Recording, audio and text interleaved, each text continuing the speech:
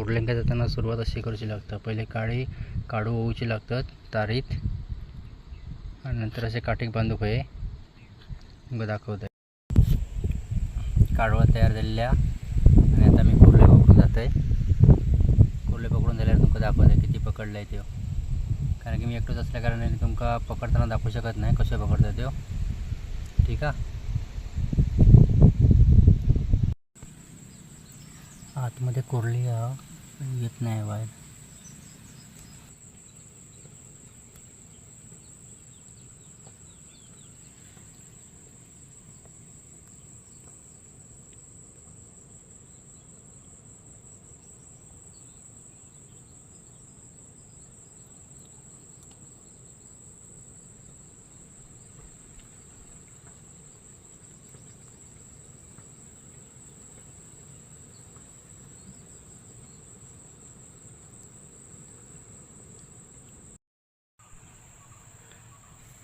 पहिली कुर्ली भेटली बाबा.